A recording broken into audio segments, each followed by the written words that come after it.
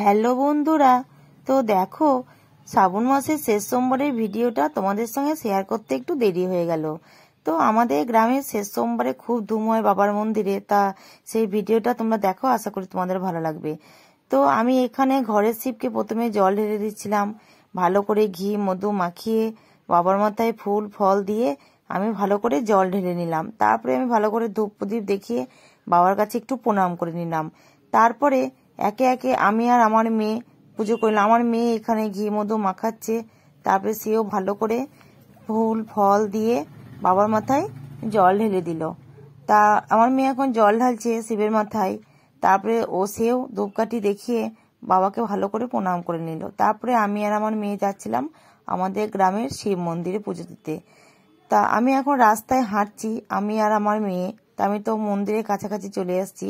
আর দেখো এখানে কি সুন্দর বাঁশ দিয়ে ঘিরে দিয়েছে বাঁকগুলো রাখার জন্য। তো আমি তো বাবার মন্দিরে পৌঁছে গেছি।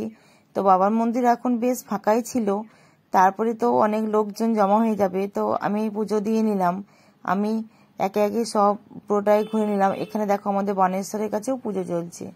তারপরে সবাই যারা জল আনতে গেছে এখানে এসে বাবার মন্দির ঢালবে। আর এই যে ভোগ ঘরটা দেখতে পাচ্ছ, তো এই ভোগ ঘরে বাবার আজকে ভোগ হবে, তাই সবকিছু রেডি করা আছে। আর মন্দিরটা আমি চারিপাশটা যা আমাদের প্রভুরা আছে তাদেরকে আমি ধূপকাঠি দেখিয়ে নিচ্ছিলাম আর প্রণাম করে নিচ্ছিলাম।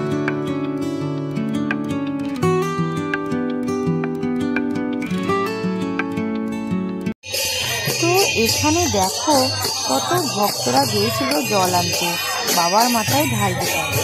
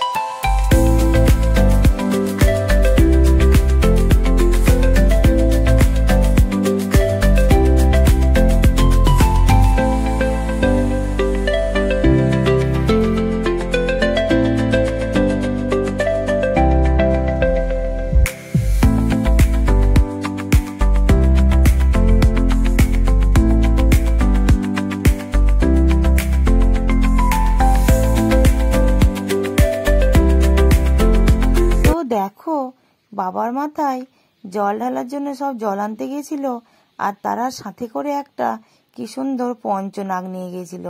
তারা তাকে সেখান থেকে টেনে টেনে নিয়ে এসছে সবাই মিলে।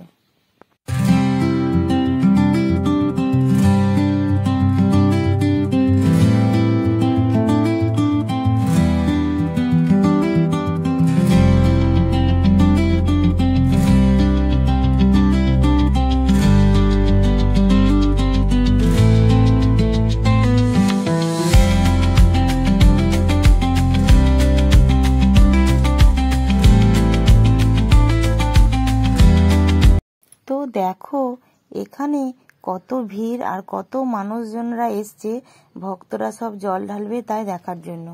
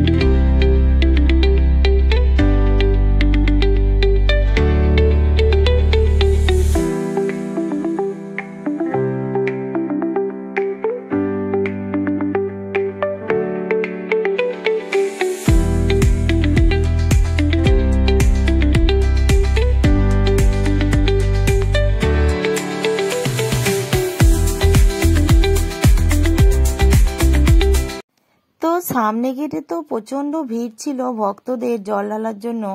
তো সামনে গেট দিয়ে তো কোনো ভিডিও করতে পারি নাই, তাই পাশে বাবার জানলা দিয়েই বাবার জল ঢালা একটু তোমাদের সঙ্গে শেয়ার করলাম।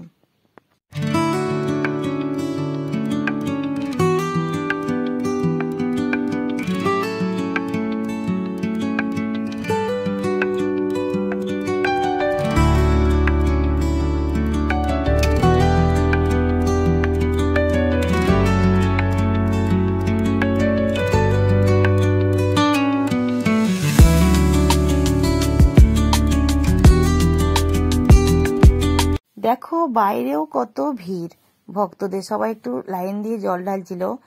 আর শ্রাবণ মাসের শেষ সোমবারের এই ভিডিওটা যদি তোমাদের ভালো লাগে তো লাইক কমেন্ট শেয়ার করে দিও। Thank you.